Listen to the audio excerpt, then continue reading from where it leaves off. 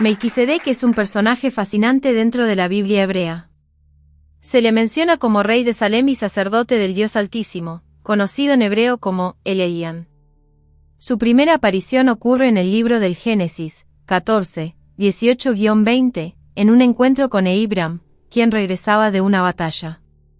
Melquisedec le ofrece pan y vino y lo bendice en nombre de Dios, a lo que Abraham responde entregándole el diezmo de todo lo que tenía. Este misterioso sacerdote rey ha despertado muchas interpretaciones a lo largo del tiempo. En la tradición cristiana, la epístola a los hebreos lo menciona como una figura clave para entender el sacerdocio de Jesús, quien es llamado sumo sacerdote para siempre según el orden de Melquisedec. Es decir, Jesús asume un sacerdocio eterno, distinto del de los levitas. Las interpretaciones judías también han debatido su identidad. Escritos como el Targum de Jonathan y el Talmud de Babilonia sugieren que Melquisedec podría ser en realidad un título otorgado a Sem, el hijo de Noé. Mientras tanto, algunos estudiosos modernos, como Joseph Lenkin Sop, han sugerido que su historia pudo haber sido agregada al Génesis más tarde, quizás con el propósito de reforzar la importancia del sacerdocio y los diezmos en el período del Segundo Templo. El significado de su nombre también ha sido objeto de análisis. En hebreo, se escribe Malkitzedek, que puede traducirse como Rey de Justicia, o Mi Rey es Sedec. Este último significado ha llevado a algunos a pensar que Melquisedec podría haber sido un sacerdote de una antigua deidad cananea llamada Sedec, adorada en Jerusalén antes de la llegada de los israelitas. La mayoría de los estudiosos interpretan el nombre en relación con la justicia, más que con un dios en particular. Su historia dentro del Génesis se encuentra en un pasaje donde Abraham regresa de la batalla contra Kedorlaomer y se encuentra con el rey de Sodoma. Justo en ese momento aparece Melquisedec, interrumpiendo el relato con su bendición y la entrega del diezmo. Algunos creen que estos versículos fueron insertados después, ya que el flujo de la narración parece cortarse abruptamente. Es posible que esta adición buscara legitimar la práctica de los diezmos o incluso reforzar la autoridad de los sacerdotes sadoquitas sobre los levitas en tiempos posteriores. Uno de los debates más interesantes en torno a Melquisedec es el del diezmo. ¿Quién se lo dio a quién? El texto hebreo original no es del todo claro y simplemente dice, y le dio el diezmo de todo. Esta ambigüedad ha llevado a diferentes interpretaciones. La mayoría de las traducciones mantienen esa falta de precisión, pero algunas versiones más modernas han tomado partido por la idea de que fue Abraham quien dio el diezmo a Melquisedec. Los textos antiguos como el Targum Pseudo Jonathan, el libro de los jubileos, así como pensadores judíos como Josefo, Filón de Alejandría y Razi, también sostienen que Abraham fue el dador. Un enfoque más técnico lo ofrece el Rogacho Ber Gaón, quien distingue este diezmo de los que aparecen en la Torá. En su opinión, no era el tradicional Maaser Isian, el diezmo dado regularmente, sino una ofrenda especial, un tributo único similar al que Moisés ofreció a Dios en Números 31, 41. Por otro lado, desde una perspectiva cabalística, el Zohar propone una visión aún más mística. Según el rabino Itzhak, en realidad fue Dios quien dio un diezmo a Abraham. ¿Cómo? Tomando la letra hebrea, de su trono celestial y entregándosela a Abraham como un regalo espiritual. Otra interpretación la ofrece el rabino Meir Simcha de Dvinsk, quien ve el versículo como una continuación de las palabras de Melquisedec. Según su lectura, Melquisedec estaba anunciando que Dios le había concedido a Abraham una 10ª parte de la humanidad, representada en la conquista de las 7 naciones de Canaán. Desde esta óptica, el diezmo no era una ofrenda literal, sino una declaración profética sobre el destino de Abraham y su descendencia. La otra gran mención de Melquisedec en la Biblia hebrea aparece en el Salmo 110, 4, donde se dice: Tú eres sacerdote para siempre, según el orden de Melquisedec. Este versículo ha sido objeto de múltiples traducciones y debates. Algunos textos lo presentan como una proclamación divina sobre un sacerdote eterno, mientras que otros sugieren que el propio Melquisedec es el destinatario de la frase. La tradición judía ha vinculado este salmo con el rey David, quien, además de ser un gobernante justo, tenía ciertas funciones sacerdotales.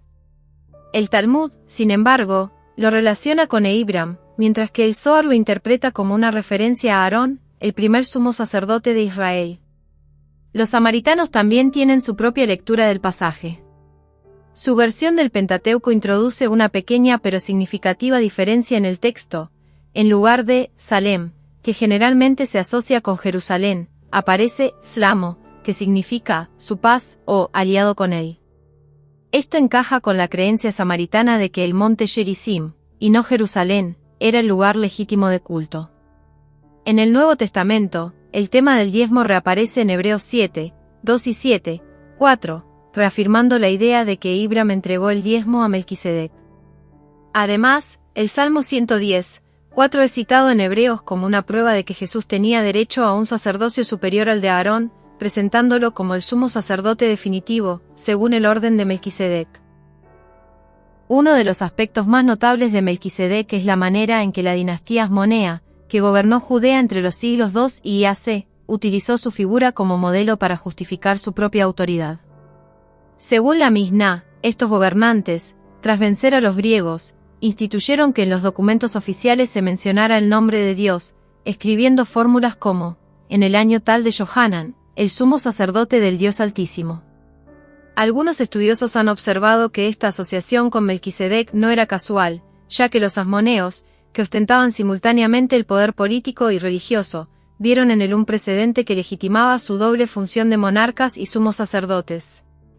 En el contexto del judaísmo helenístico, Melquisedec adquiere nuevas interpretaciones que reflejan la influencia filosófica griega y las diversas corrientes teológicas de la época. Flavio Josefo, el célebre historiador judío del siglo I d.C., ofrece dos visiones distintas sobre él. En la Guerra de los Judíos lo describe como un simple jefe cananeo, mientras que en Antigüedades de los Judíos lo reconoce como un sacerdote. Por su parte, Filón de Alejandría, filósofo judío de tradición platónica, lo identifica con el logos, es decir, con el principio divino de la razón y el orden universal, destacándolo como un sacerdote de Dios cuyo conocimiento no proviene de la instrucción humana, sino de una sabiduría innata. Entre los textos que presentan a Melquisedec de manera más mística y extraordinaria se encuentra el segundo libro de Enoc, una obra que probablemente data del siglo I d.C. En este relato, se narra su nacimiento milagroso de Sofonim, la esposa de Nir, quien era hermano de Noé. Según esta historia, Sofonim murió antes de dar a luz, pero el niño emergió de su cuerpo ya completamente desarrollado, vestido, hablando y bendiciendo a Dios, lo que lo marcaba como alguien predestinado para el sacerdocio. 40 días después de su nacimiento, el arcángel Gabriel, o Miguel en algunas versiones, lo llevó al jardín del Edén, asegurando así que sobreviviera al diluvio sin necesidad de abordar el arca de Noé. Esta historia muestra cómo, dentro de ciertas corrientes del judaísmo de la época, Melquisedec había sido elevado a un estatus casi angélico. Otro texto, la historia de Melquisedec, escrito en griego en los primeros siglos de la era cristiana, también parece haber tenido un origen judío, aunque las versiones que han llegado hasta nosotros son de tradición cristiana. Este relato, conservado en al menos 10 idiomas distintos, indica la gran difusión y relevancia que esta figura tuvo en las diversas corrientes religiosas de la antigüedad. Una de las fuentes más intrigantes en torno a Melquisedec proviene de los rollos del Mar Muerto, donde su figura es elevada a un nivel casi divino. El texto conocido como 11Q13, 11Q-Melch, fechado entre los siglos II y AC, lo presenta con títulos que en otros contextos se reservaban exclusivamente para Dios, como el Elohim. Según este escrito, Melquisedec será quien proclame el día de la expiación, expíe los pecados del pueblo elegido y ejecute el juicio sobre las naciones. Otra obra de Qumran, el apócrifo del Génesis, menciona a Melquisedec dentro del contexto del relato bíblico, mientras que otros documentos lo identifican con el arcángel Miguel, situándolo en una posición celestial en oposición a Bigial, quien es presentado como su contraparte maligna bajo el nombre de Melquirresa o Rey de la Maldad. El Nuevo Testamento, en particular la Epístola a los Hebreos, recoge y reinterpreta muchas de estas ideas, estableciendo un paralelismo entre Melquisedec y Jesucristo. En este contexto, el significado de su nombre se traduce como Rey de Justicia, mientras que su título de Rey de Salem se interpreta como Rey de Paz. Además, la epístola subraya su sacerdocio eterno, sin genealogía ni sucesión, como una figura que prefigura el sacerdocio de Cristo. Dentro del judaísmo medieval, los comentaristas de la Torá intentaron explicar la aparición aparentemente abrupta de Melquisedec en el relato bíblico y su interacción con Abraham. Ezequías ben Manoúa, en el siglo XIII, sugirió que la historia de Melquisedec se inserta en la narrativa para responder a la pregunta de cómo Abraham y sus hombres, exhaustos tras la batalla, recibieron alimento y descanso. Rasbam, por su parte, argumentó que mientras los soldados de Abraham participaron del botín de guerra, el mismo fue sostenido por Melquisedec, pues se rehusó a beneficiarse de los bienes materiales de Sodoma, ya que su señor pertenecía al mundo espiritual.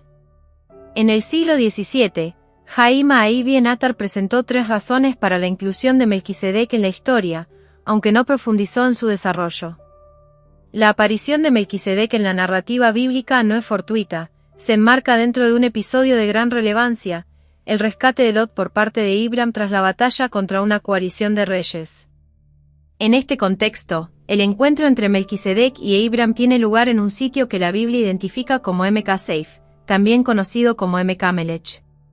Este lugar ha sido vinculado con el Valle de Josafat, lo que ha llevado a diversas interpretaciones sobre su significado y ubicación exacta. El Targum Onkelos, una traducción aramea de la Torá, describe el área de este encuentro como un terreno del tamaño del gris de un rey, sugiriendo que se trataba de un espacio amplio y significativo.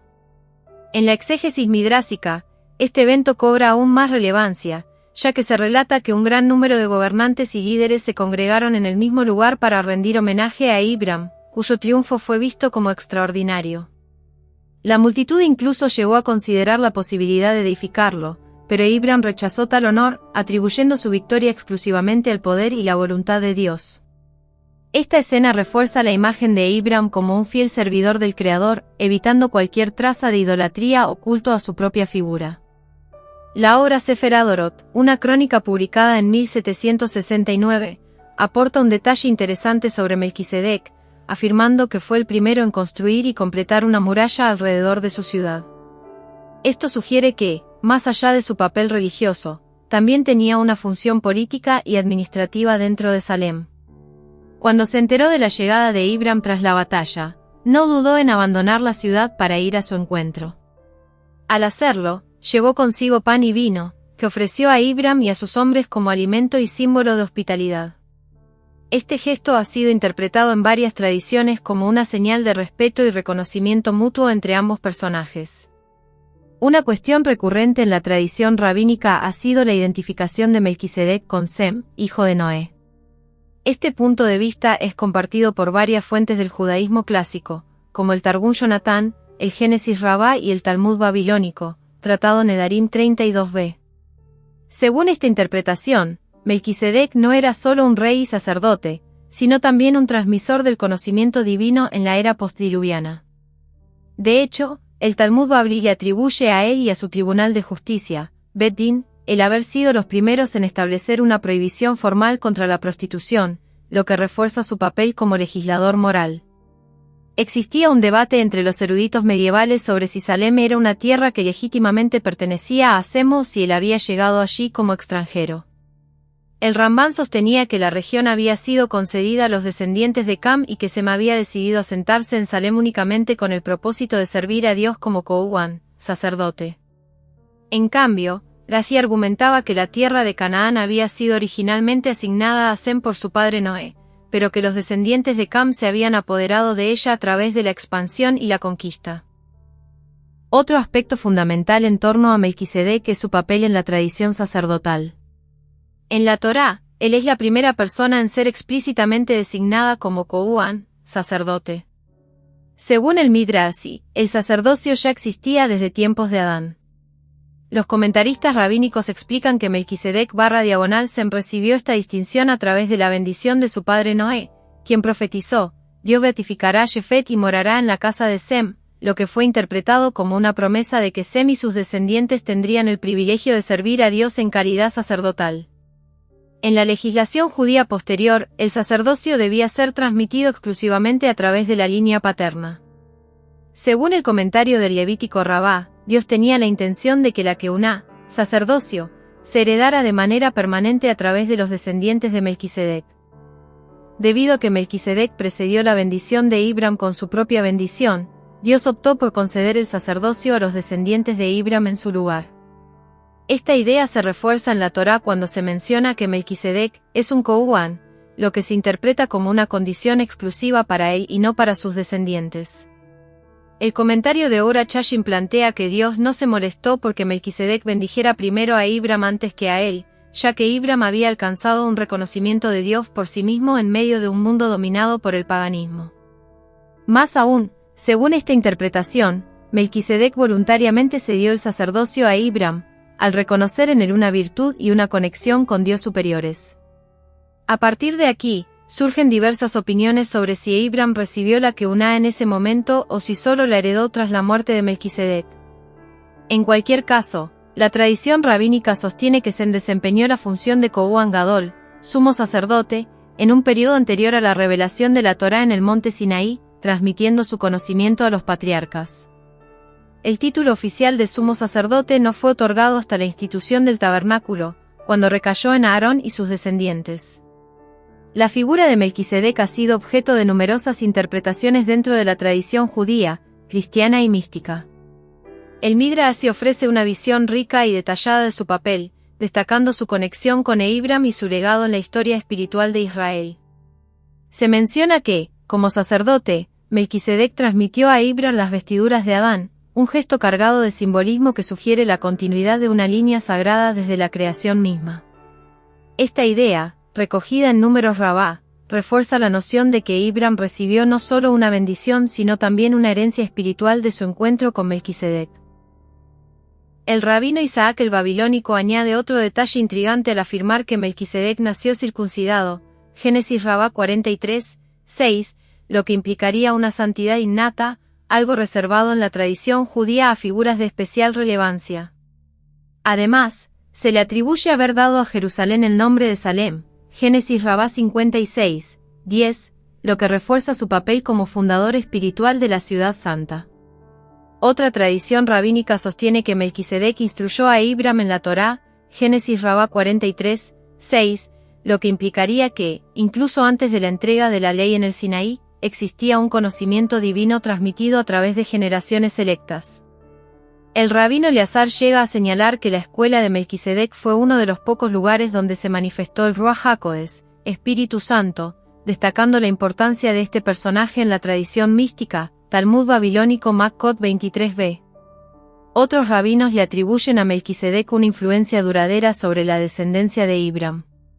Según el rabino Judá, su bendición no solo favoreció a Abraham, sino también a Isaac y Jacob, asegurando la prosperidad de los patriarcas, Génesis Rabá 43, 8.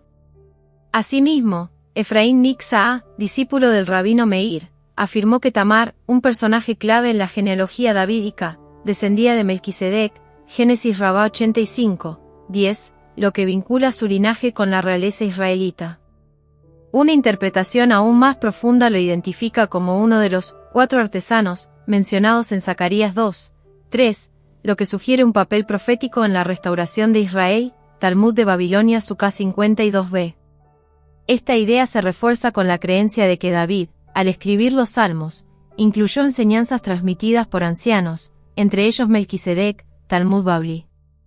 La cuestión de si Melquisedec podía ser a la vez rey y sacerdote encuentra una resolución en la tradición judía cuando se lo identifica con Sem, el hijo de Noé. Se argumenta que Sem no solo fue un patriarca, sino también un antecedente de la monarquía davídica.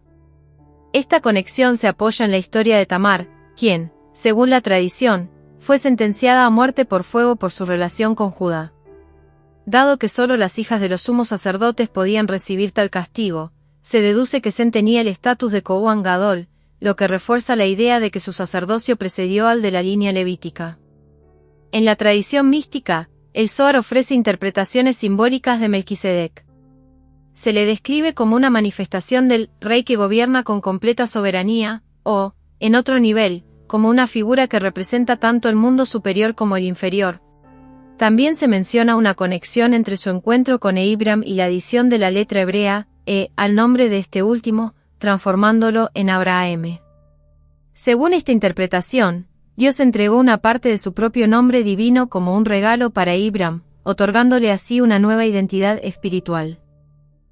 El cristianismo, por su parte, retoma la figura de Melquisedec y le otorga un papel central en la teología del Nuevo Testamento.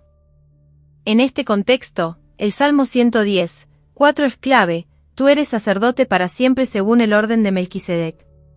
Esta frase establece un paralelismo entre Jesús y Melquisedec, sugiriendo que el sacerdocio de Cristo es superior al levítico, ya que se basa en un linaje divino y eterno. Esta asociación entre Melquisedec y el Mesías ya existía en el judaísmo del Segundo Templo, y el cristianismo la adopta y desarrolla. De hecho, un tratado encontrado en la biblioteca de Nag Hammadi identifica directamente a Melquisedec con Jesucristo.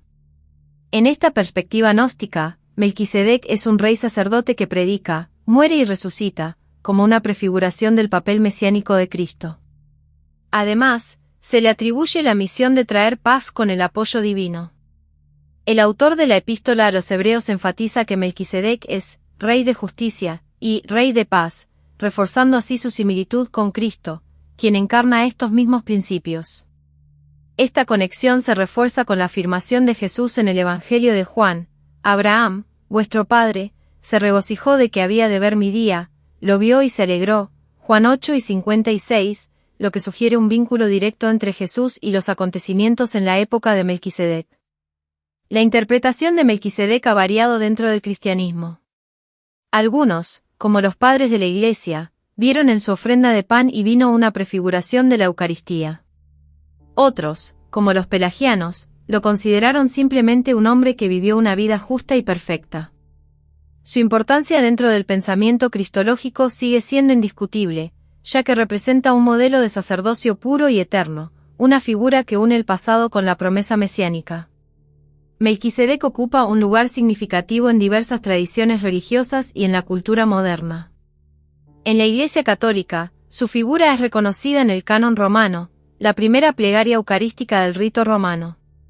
Además, su conmemoración aparece en el Martirologio romano el 26 de agosto. De manera similar, la Iglesia Ortodoxa Oriental le rinde homenaje el 22 de mayo y en el Domingo de los Antepasados, que se celebra 2 domingos antes de Navidad. En la Iglesia Apostólica Armenia, su memoria se conserva el 26 de julio bajo el nombre de Melquisedec. Dentro del protestantismo, la interpretación tradicional sigue la enseñanza de Martín Lutero, quien veía a Melquisedec como una figura histórica y un arquetipo de Cristo. Algunos estudiosos, como Trempar Lohmann III, han planteado que Melquisedec podría ser una cristofanía, es decir, una manifestación de Cristo en el Antiguo Testamento, o al menos, un personaje con un parecido significativo a Jesús. En el movimiento de los santos de los últimos días, Melquisedec también ocupa un lugar central. Su nombre aparece en el Libro de Mormón, Alma 13, 17-19, y en Doctrina y Convenios, donde Joseph Smith estableció el sacerdocio de Melquisedec, considerándolo el sacerdocio superior en la organización de la Iglesia.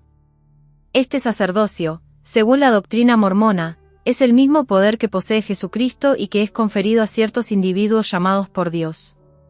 Sus oficios incluyen elder, sumo sacerdote, patriarca, 70 y apóstol. En el Islam, aunque Melquisedec no se menciona en el Corán, algunos lo han identificado con Al-Qid, una figura enigmática en la tradición islámica.